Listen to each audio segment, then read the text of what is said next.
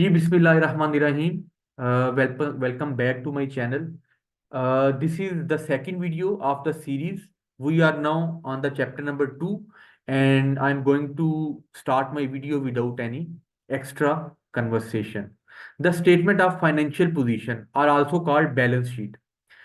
Statement of financial position or balance sheet, the financial statement showing a firm's accounting value on a particular date. Balance sheet basically shows the accounting value of a firm on a particular date, on a particular date, right? Like any time of the year, you can go to your balance sheet. So, what is the financial position of your firm on a particular date actually represents its financial position, or which is also called balance sheet. The statement of financial position is a snapshot of the firm. This is a small picture of the firm which shows the total assets, total liabilities, and owner's equity or capital of the firm at a particular time frame. It is convenient means of organizing and summarizing what a firm owns, like what is in the ownership of the firm, the assets, what the firm owes, like owes, what are its liabilities, and the difference between the two, the firm's equity at a given point in time. The figure shows below demonstrates how the statement of financial position is constructed. Okay, let's see the figure. The left side lists the assets of the firm and the right side lists liabilities and equity. So left side total value of asset, you can say this is the right side, the current assets and the non-current assets, and the right side is showing current liabilities, non-current liabilities, and shareholders equity. Current liabilities, the obligations which are due within the time span of 12 years, 12 months or 1 year. So these are the current liabilities. Non-current liabilities, they are the obligations the firm has to meet uh, within or more than 12 months. Same is the case with the current assets, the assets actually which are convertible to cash within 12 months, and non-current assets, they are tangible current assets and intangible non-current assets. Tangible non-current assets, for example, machinery, the building, which is actually supposed for long time, for the longer period of time, normally more than 12 months. And intangible, for example, patent rights, or the, you can say, copyrights or the goodwill of the firm, which is not current asset, or which is not, which cannot be converted into cash in less than 12 months. Okay. Assets is showing on the left side. Assets are classified as either current or non-current asset, as I told you. Non-current assets, a non-current asset has a relatively long life, more than 12 months. It can be either tangible, for example, truck, computer, which are tangible, which you can touch or which you can actually see by your naked eyes, or intangible, for example, trademark or the patent rights of a business. They are non-current assets which are intangible. Then current assets, a current asset has a life of less than 1 year, meaning the asset will convert to cash within 12 months. The assets you can convert into the cash within the time span of 12 years are current assets. For example, inventory would normally be purchased and sold within a year and is thus classified as current asset. For example, you have the inventory and you know you will sell your inventory, you will convert the inventory into selling items, and you will sell the items within 12 months or less than 12 months. So those would be the current assets. Cash itself is a current asset. Cash is the, you can say, the most prominent, most dominant current asset is the cash. Then trade receivable. Trade receivables are the money owed to the firm by its customers, are also current assets. Like the money that the company has to get from its customers within less than 1 year, they are also called current assets and are trade receivables. Then on the left side, it's talking about liabilities and owner's equity. The right side, sorry. The firm's liability are the first thing listed on the right side of the statement of financial position. They are listed on the right side. They are classified as either current or non-current liabilities. Just like the rule is same for current liabilities and non-current liabilities as it was with the current asset and non-current assets. Okay, we will still read it. Current liabilities, like current assets, they have a life of less than 1 year and hence must be paid within 1 year. Okay. Then usually listed before non-current liabilities. Current liabilities in the financial statement, in the balance sheet, they are listed before non-current liabilities. Then trade payable, money the firm owes to its suppliers are an example of liability. Trade payable means you have bought the inventory from your suppliers and now you have to pay them. So these are current liabilities because normally we have to pay our suppliers against our inventories within or before 1 year. So current liabilities are there. Then non-current liabilities, a debt that is not due in the coming year is classified as non-current liability. For example, a loan that needs to be paid off within 5 years. So a loan which has to be paid in more than 1 year or 5 year is non-example of non-current liability. Okay, are you getting it? I hope you are understanding. Then bond and bondholders is used generically to refer long-term debt and long-term creditor.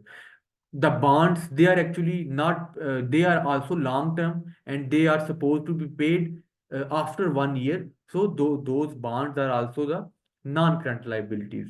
Then the last part was of the balance statement was owner's equity. What is owner's equity? Let's read it. The difference between the total value of assets will definitely asset will be current and non-current, and the total value of liability, current and non-current, is the shareholders' equity. Uh, when you minus your liabilities from your assets, the remaining amount is owner's equity. Okay. The feature of the statement of financial position is intended to reflect the fact that if a firm were to sell all of its assets and use the money to pay off its debt, then whatever residual value remained would belong to shareholders.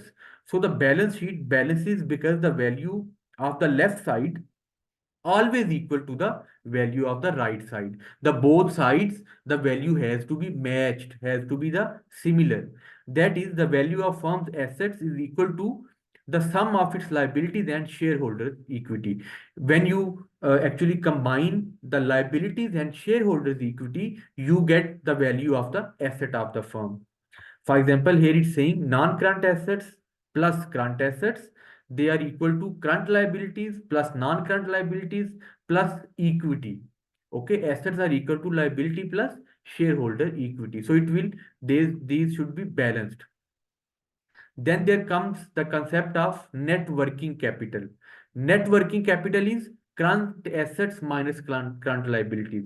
If you subtract all your current liabilities from your current assets, remember current liabilities should be subtracted from the current liabilities. So this becomes working capital.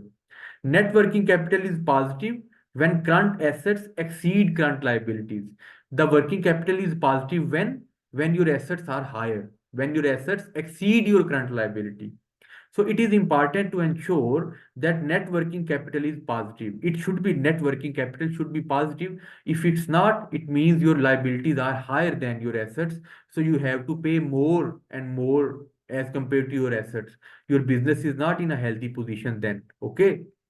Positive net working capital means that enough cash will be available to pay off liabilities arising. So definitely the positive working capital means you have the cash in hand, you have the assets in hand that you will pay off your liabilities or you will pay off your obligations. Okay.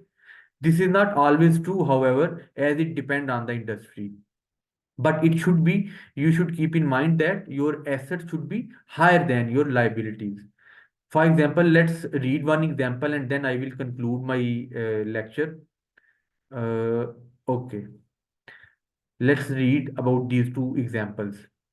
A company has total assets of 170 rupees, let's say, current liabilities of 30 rupees and non-current liabilities of 50. What is equity? So we know equity is when we minus liabilities from the assets. So non-current asset plus current asset is equal to current liabilities plus non-current liability plus equity. So assets were total 170 Okay, is equal to 30. Current liabilities were 30. Let's see. These are 30. And non-current liabilities were 50 plus equity, X. 170 is equal to 80, 50 plus 30, 80. And X becomes 80 will go to that side and we will subtract it from 170. So 90. So this is the equity. Okay. 90 is the value of equity. Then let's go to example number two. A company has net working capital of 70 rupees, non-current asset are of 50. This is the net working capital. What was the working capital? Current assets minus current liabilities. So this working capital of 70, non-current assets of 50 and equity of 80. So what are the non-current liabilities? Now we have to go for the liabilities. So net working capital we know current asset minus current liabilities. This is the formula for net working capital. So net working capital plus current asset minus current liability is equal to non-current liability plus equity. So net uh, non-current assets are of 50. We have non-current assets of 50 plus 70. What was 70? Net working capital. This is working capital, net working capital. This is 70 is equal to X plus 80. 80 was equal to the equity. Okay, so we have to actually find out non-current liability. We suppose it X. So 70 plus 50, 120 minus 80. 80 will go to that side and it will be minus. So X would be 40. Our what non-current liabilities would be 40. Okay, I hope you understand this. This is the statement of financial position. Let me show you in a snapshot. Okay, so it's talking about December whatsoever 2021 to 2022. So this is just a snapshot. So total assets are equal to total liabilities and equity. These two figures are same, you can see. Okay. Let me finish my lecture here. I hope it will be understandable for you. If you have not yet subscribed my channel, you are once again requested to please go and subscribe to my channel. So inshallah, I will come up with new videos for you. Thank you for watching my channel.